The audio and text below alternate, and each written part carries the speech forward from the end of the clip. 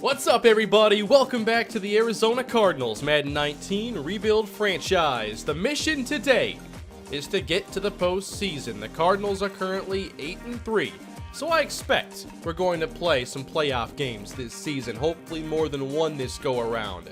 Now, last episode, I kind of skipped over something that was kind of important for us in a game that we didn't watch, but against the Packers, we won 35-31. But what was relevant here, and I missed, is that Lester Phelps is on the Packers, only he's not starting. Alexander Anderson is, and he happened to play pretty well, it would appear. These numbers are really strong. So Lester Phelps, currently QB2 in Green Bay, for those of you wondering. I did see a comment that I thought was pretty interesting and I think is important to keep in mind right now, and it's that if I want to find some more offensive linemen, the draft is going to be a great place to do it. I've had pretty good success finding good offensive linemen, and one of the things I think that has been nice has been finding quality backups that maybe if a 75 overall guy is your fifth starter, maybe he's the weakest link. That's not so bad. It's hard to have 5 quality starters, but I do want to do my homework here, especially with the second round pick, the additional one, so that we can have a bit more insurance here, because the tackles are getting older and more expensive, so we're going to have to find an efficient way to build for the future. Because I plan on going so far today, and I'll be taking it to the deadline for contracts, I need to think about the offers I still want to make this season. I think Devin Brasile is definitely somebody I want to keep around. He's 26 with quick development. 5 years would take him 2 years into his post-regression days, or I guess regression days you could call. I saw somebody compare Isaac White's situation on our team to Larry Fitzgerald's, and I do agree. I can't see me signing White to this contract, but I'm glad I still have him on the team. Martavis Caldwell I still wanted to keep. He's 26 years old. So I might as well start with some players I think are the most key to keeping. And I'd say Caldwell is one of those players based on what he's done for us. He is the 40th ranked receiver in the NFL, which puts him as a really solid number 2 guy from an overall standpoint. I'm okay with this offer, and Caldwell will sign it. 4 years, $36.8 million. The other player that is very key to keeping, and this contract still would not even take him into his 30s, is Howard Iwabima. He needs to stay on this team, obviously, and the deal is done just like that. I think arguably the 2 biggest young free agents we have now been signed. Brasile's another one I'll still consider. This is about 7 a year. Center isn't the most valuable position, so I'll think about it still. But I can't see us keeping the O-line intact next year. I just don't think that we're going to have the funds, and I have to pick and choose what I'm going to do. And right now, I don't want to give either of these guys a long-term deal. I want to play the market and try to win. We're a step closer to the postseason. 28-21, we defeat the Minnesota Vikings. Paul Durr had 2 touchdowns. Unger, no touchdowns, no interceptions. Jason Lemon had a score, so did JT King. Riddle had 2, like we all expected. Walker Onobon had a 100-yard day. Parker Tate, wait a minute. I forgot he was on the Vikings. Tate, 7 for 102 and 1 in the revenge game. When it comes to fantasy football, always remember the revenge game, and there have been some obvious spots. Perhaps the most obvious spot I've ever seen for a good revenge game narrative was when Steve Smith took on the Panthers, I think a couple of years ago. It was obvious he was going to have a good game that day. Bosa, Salisbury, they each get a sack. I think Bosa's getting closer and closer to double digits and improving upon last year, so big fan of that. Well, Devin Brasile's getting a little bit better today with an upgrade. He still has quick development, really good strength, which has gotten better throughout his career actually. And he does well against power. Let's stick with it. Brasile with 3 upgrades, including awareness and run block power. So, if I end up spending the franchise tag on one of these offensive linemen, who do you think most deserves it? I think Brasil would be the cheaper tag. I don't think center would be anywhere near as high as tackle, but tackle's a more valuable position for sure. And it looks like, based on development, Wynn might have a little more staying power with his career because of the star dev. It won't make a huge difference, but if he can even get 1 or 2 more upgrades in his career to counter some of that development, it'll be huge. And he's still a ways to go until his next upgrade, whereas Nolan is actually really close. So maybe it's a toss-up. Oh yeah, Cairo Santos missed the 51-yarder indoors, 94 kick power. I wasn't being reckless here signing a kicker who wasn't any good. I'm just going to say that was bad luck, because I don't know what else to say. Another win for the Cardinals. This time in the Battle of the Birds, we defeat the Ravens by 11. J-Dub, 3 touchdowns, slowing down the interceptions. I like it. Jason Lemon. I like seeing these big yardage totals. I'm pretty sure he's over 1,000 yards now. This is really good. Avery Payne gets to play against us, by the way. JT scores again. Caldwell had a touchdown. Bradley Sneed, he just keeps producing. And I know there was some talk in the comments last episode about Bradley Young and him not being the wide receiver 3. I think what I've done is, inadvertently, I found out the most optimal way to have a 4-receiver system in Madden 19. And that is to have your wide receiver 3 and your slot receiver be different players. You've seen Isaac White get on the field now for a few key situations this season because he's wide receiver 3, which means when we go to a 4-receiver set, obviously it's going to trigger him into the game. Or if Caldwell or Onobun come off the field, he will immediately take their place. But when we go to a standard 3-receiver set, we're still always going to have Bradley Young there if he is healthy enough to play. So Young's always going to be in the slot. White's not taking his snaps. If we went to a 2-receiver set, Onobun got hurt, then White would be taking snaps from Bradley Young. But right now, I have a 4-receiver system, and I'm really happy with that, and it's going to stay that way. I'm really excited about what Jarvis Salisbury could become as a player. I love players with this build. I call it the Calais Campbell build, where you're big enough to play like 3-4 end. You can play 4-3 end because you're athletic enough. You can slide inside. This is one of my favorite like trench archetypes in the game, and he's 21. I know the development isn't great on him, but I still think he'll have a really good future. Power moves is his game. He is a pass rusher, and we're going to stick with it, even if it's not a scheme fit. 5 go up, including acceleration and strength. That is really good. And then, of course, Howard Iwabima. Let's go speed rusher. And I forget if this is still bugged at all. Power moves did go up, so I guess so.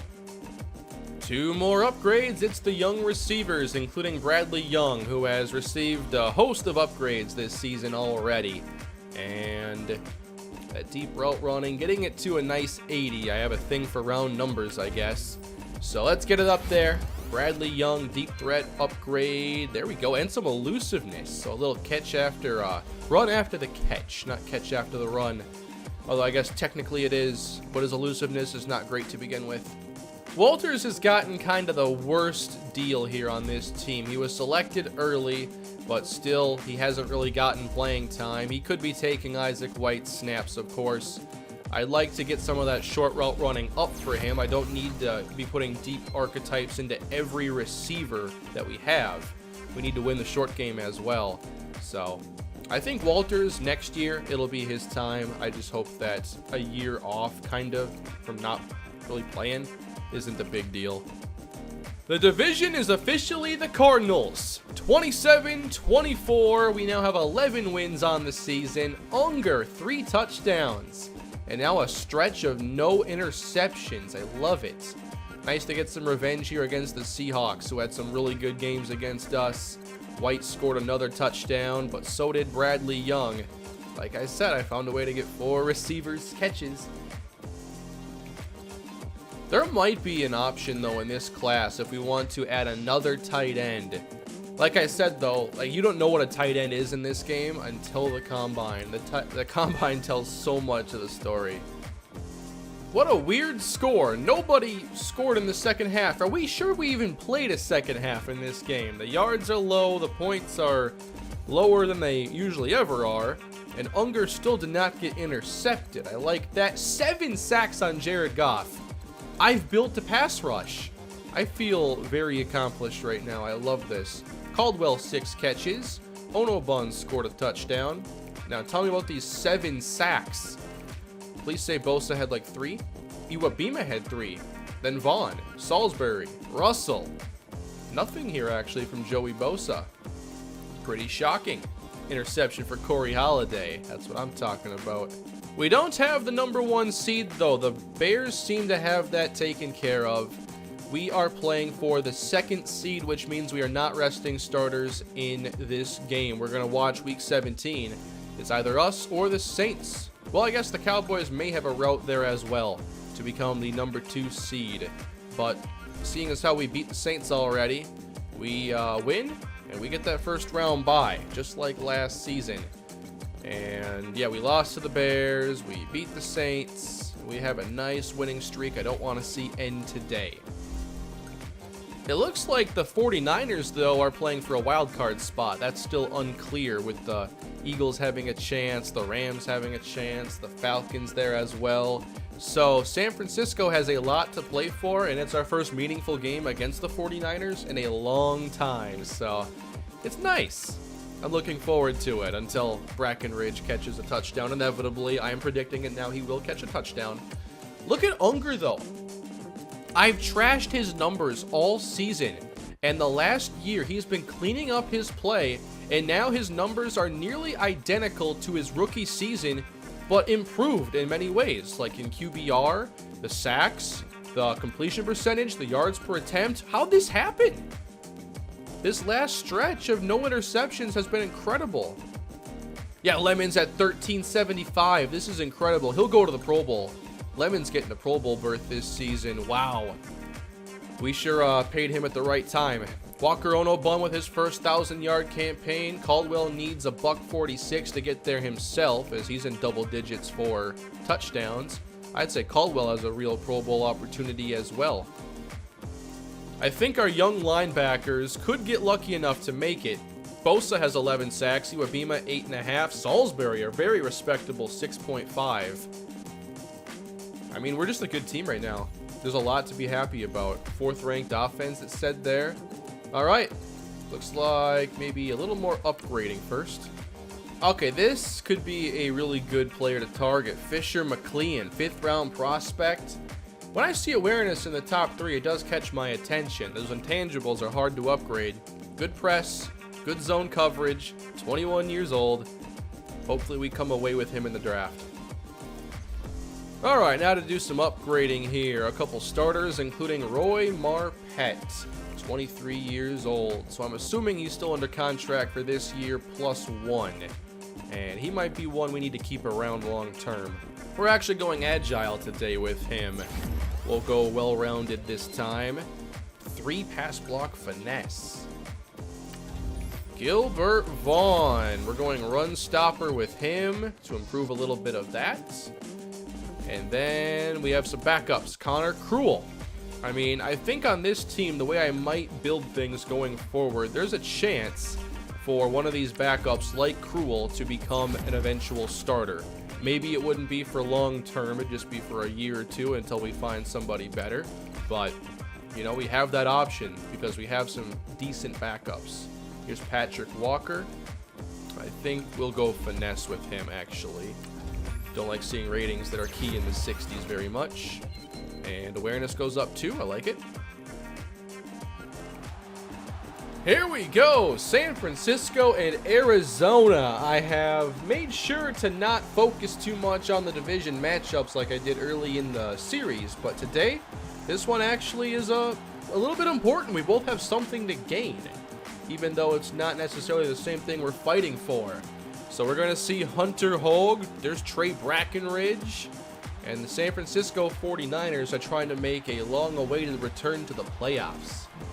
All right, San Francisco starts with the football. I'll check their depth chart after this play. But they have 3 tight ends on the field. They'll go play action from it. And the throw goes outside for a short pickup. Hogue is a lefty, so he'll want to scramble to his left when he can.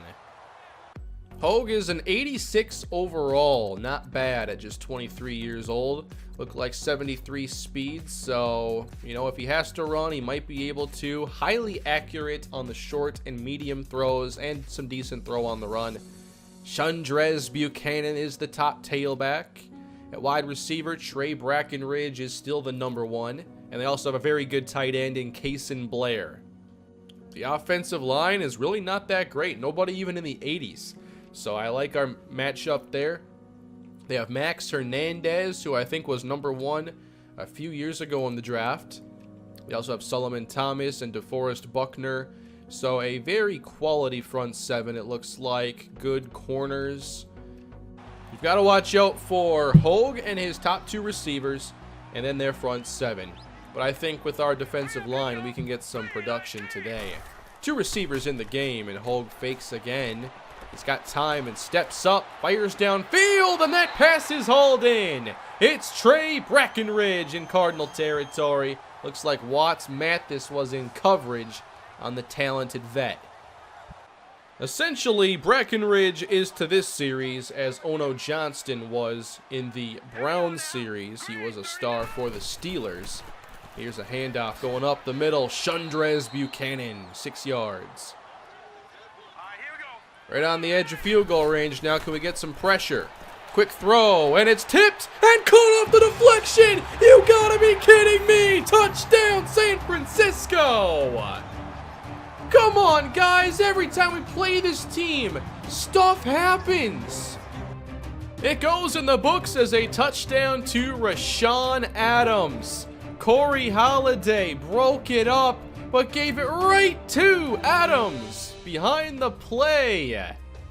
Unreal. I tell you, I wish we never played this team because this stuff happens too much. I am honestly happy, though, that play is possible in Madden because deflections used to be a guaranteed incompletion years ago, and it was really weird watching the ball just clank off hands and go to the ground. Well, let's get back to the Cardinals now, and we have J-Dub finding Walker Ono-Bun, who's really been a good addition since we got him. And we see down below, Tampa Bay 6-9. So a few wins after trading Ono-Bun, and then a long stretch of losing. This one's short and a little off the mark for White. So if we win this game, it's back-to-back years at 13 victories. That'd be quite the start in the Albert Blazer era of Cardinals rebuild football. Here's Unger with a laser that gets broken up for Caldwell. They have good corners on the outside. Not so sure about their slot matchup. So Bradley Young, Isaac White. I'm looking at those guys to have good games. It's 3rd down and 10. Unger gets it away. It is complete, and Isaac White ends up a yard shy. And now he's grabbing at his left shoulder, collarbone area. Uh-oh.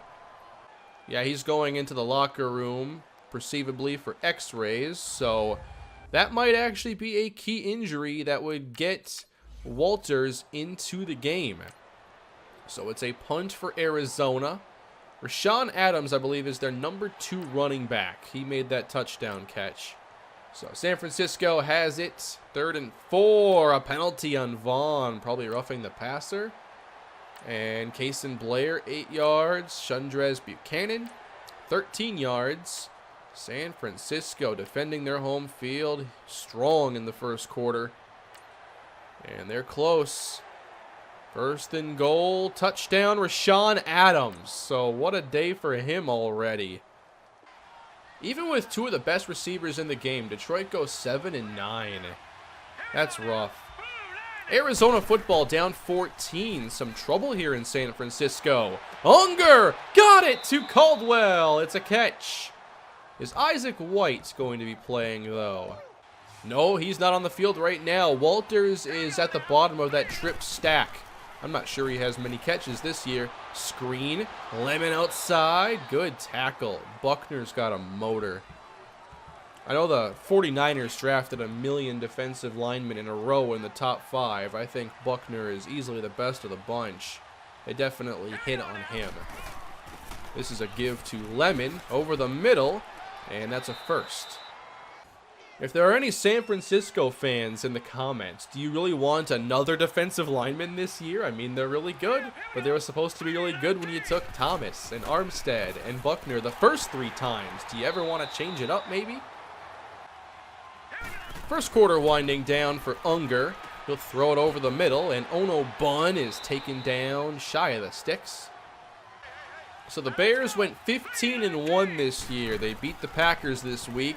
On 3rd and 1, spinning ahead, it is Jason Lemon. The Vikings signed Sean Mannion. Slaughter's going to beat him out, just watch. Over the middle, it is caught by Ono Bun, first down. Now can we get this in the end zone? They have an aggressive look, and they were bluffing. Unger, end zone, out of bounds. Caldwell motions on 2nd down. Here's Unger. Protected, floating this for McAllister. It's a touchdown! Excellent throw from J-Dub. It's the first score of the season for McAllister, who spent half the year on injured reserve. All right, nice to get on the scoreboard. And now on 3rd and 12, Salisbury. What's that, 7 now on the season? He might have a chance at the Rookie of the Year as well. We have competition within our own team. Here's Marquise Walters. Okay, so White's injury must be somewhat serious. Walters for 22. And then on 3rd and 6, McAllister back at it. Let's keep it moving. McAllister again. Move the chains. And now, let's tie the game. Roderick Spurlock. So we have receiving touchdowns by a halfback 2 and a fullback now, and a tight end. All right, hopefully their flukes are out of the way. Let's dominate this offense. Here's a short throw. Case and Blair for a few. They spread out the defense on 3rd and 4. Here's a quick throw. Nice tackle, Wallace. Good defense. That's how you protect the sticks. Now with 14 consecutive points, can we continue our run from the 20 after a 71-yard punt, it said. Snead's going to motion. Let's keep it on the ground here. Jason Lemon up the middle, and he'll get about 6. To the air on 2nd down. It's caught. Nice job by Ono Bun on the adjustment, but a flag on the play. A pass interference, everybody. All right, is it defense? It sure is. Cool. Too bad declining is still the better option. 3 receivers on the field now as we get inside 3 minutes. Unger steps up, fires down the slot. It's hauled in by Bradley Young. Hand off to the outside. Oh, Lemon got a block, but he fell right over it. On 2nd and 12, what happened there? This stuff only happens when we play San Francisco. Still no sign of Isaac White on the field. 4 receivers in now for Arizona. And we're throwing the screen for Lemon. Oh, what pursuit by 36. That was pretty nice. All right, San Francisco has a chance here. I like to be fair in these final, end of half sequences, just with the way the Super Sim works. So they have a drive going here at the 50. Let's see if we can shut it down, though. I still have some work to do. Here's Hogue, and it's incomplete for Carroll. 3rd and 6. Can't do much from this spot. 41 seconds on the clock. That's going to be enough, most likely. Oh, wow. That's 4th and inches. Cool. I'll take it. Second half getting underway now as we have the football. 6 to McAllister. First down, incomplete. And keep it moving here into field goal range. 3rd down. Get 12 to Bradley Young. So he's still getting his catches for sure. And now we stall, kicking our first field goal of the day. Let's simulate the first San Francisco drive. And so far so good until there. 25 to Blair. 15 to Rashawn Adams, who seems to play a lot. Buchanan doesn't even seem like their running back one anymore. Another good catch, and set up to take the lead. They are not going to do it. Deontay Wallace with a play. There we go. 17 apiece here in the third quarter as Unger's intercepted. He tried to throw it quick to the outside, and San Francisco gets points on the board. That's his first interception in weeks. Many weeks. And it's a costly one here in the third quarter. Well, we got to get some redemption now for Unger. He's pressured, and he gets it outside. Looked like that edge rusher just kind of fell down trying to bend the edge. Overestimated his own flexibility or something. I'm not even sure what happened. From the eye, it's time for a run down the throat of this defense. On second down, Unger. Over the middle, it's a diving McAllister coming away with it. We're just a team of playmakers here in Arizona. I love watching these games. First down, over the middle again, McAllister to the 25. So, how much are you willing to spend on McAllister? Because I think we'd all like to sign him. He's not the highest rated player, but I mean, production wins when you've seen enough, and we have. Screen for Lemon. Man, if he could just get to the outside on these. It's so easy to get that pursuit. The fourth quarter is underway, and this is a big third down and field goal range. Unger with 3 receivers in the game. Steps up into trouble. He's sacked. It is Max Hernandez, the first round pick from a couple years back. That's a big time play. We make the kick. It's a 4-point game now. We'll simulate this drive for San Francisco. And a penalty helps them. Oh, that's a big penalty. That wasn't no 5-yard deal. Another one, LaMarcus. 2-on-1 drive. San Francisco putting us in some trouble here. Hopefully we can stall them on this. And a touchdown to Ryan Hoffman. Come on. Again, San Francisco getting the best of us. All right, 6.5 to play. We need points on this possession. Unger gets it off, and that is complete. Nice job by Lemon. 5 on the clock now. Unger, he's got to get that away. Dumps it off again. Lemon hits the spin, and he'll be close to the sticks. 4:38 left to go. From our own 46, Unger now has plenty of time, looking for the big play. It's broken up for Caldwell. Again, Knox and Ziegler are tough. Got to be 4-down territory the rest of the way.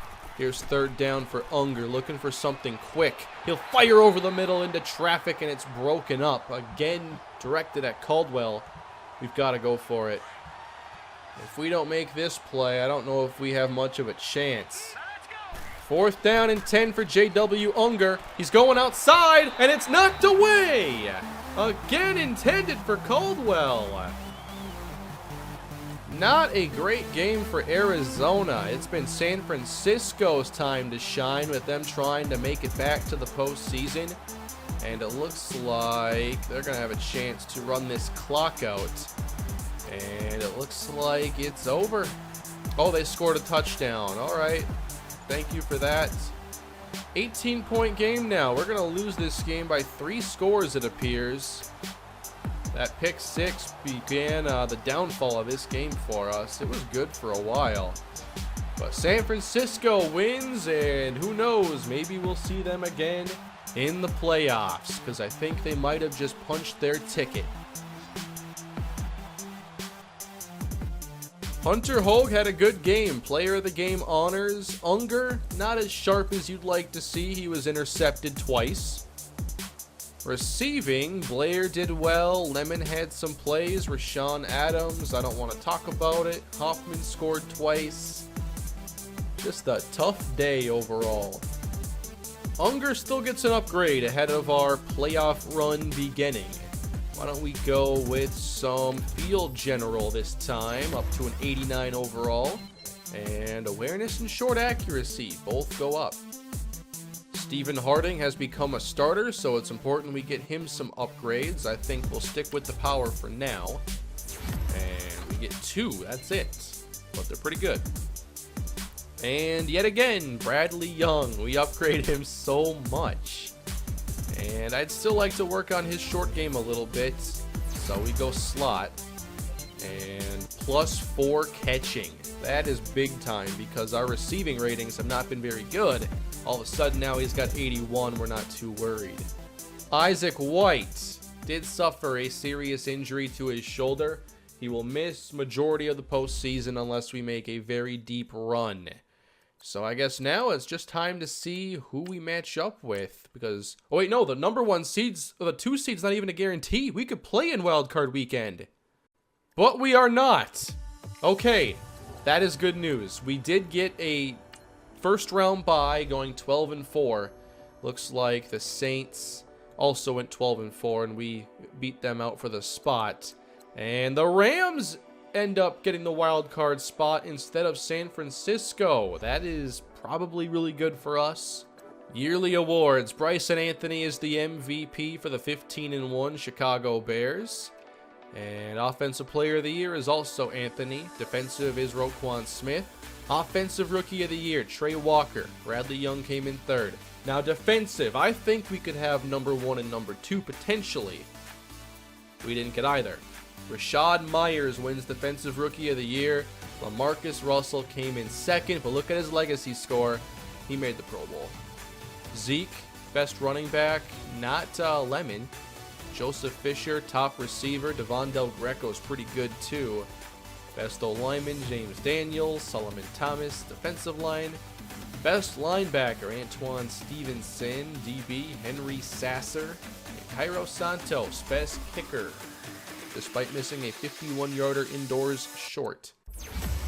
So again, the JW Unger upgrading field general. This time deep and medium both go up a little bit. Not worried about scheme fit and everything else. He's a 91 overall. So I'm just looking to get certain traits up, and I like where things are at. Deshante Nolan. I'm okay going pass protector with him. And we'll take the awareness and strength boost. That's pretty nice.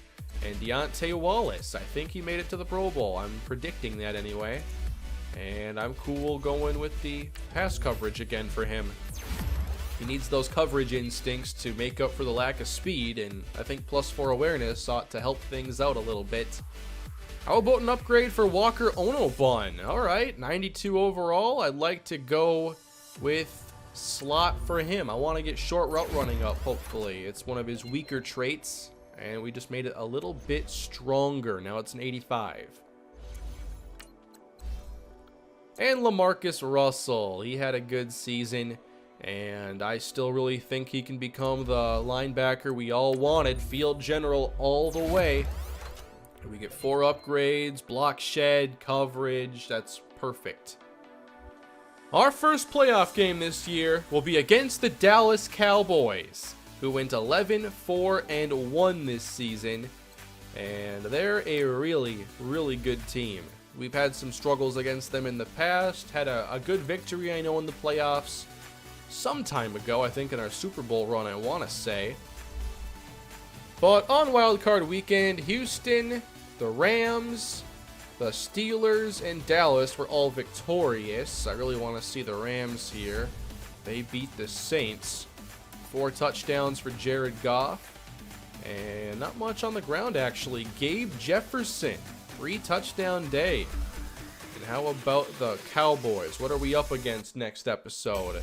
24-14. Phillips, he's been their quarterback for a long time in this series. Elliott still going strong.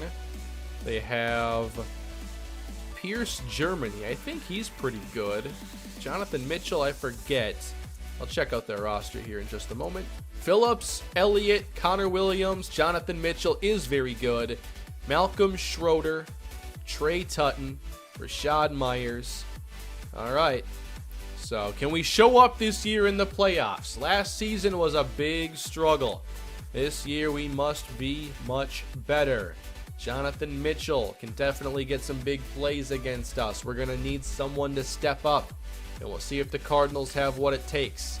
Last thing we'll do is just wrap it up by checking out our numbers on the season. Unger, 35 touchdowns, 15 picks, all in all a very good year. Jason Lemon, a little over 1,400 yards on the ground, 5 yards a carry, no fumbles. Walker Onobon, over 1,100 yards. Caldwell, close to 9. Pretty good stuff there. Defensively, Wallace and Russell had 100 tackles. Bosa had double-digit sacks, but Iwabima and Salisbury were up there, close. And interceptions, we didn't get as many in the second half of the year as I would like. So can the Cardinals step up this year in the postseason, and can we get past the divisional round? Thank you all for watching. Hope you're enjoying all the action here in the Cardinals rebuild franchise. Please smash that like button if you are. Subscribe to the channel, and I'll see you again soon with more Cardinals franchise. Have a great day.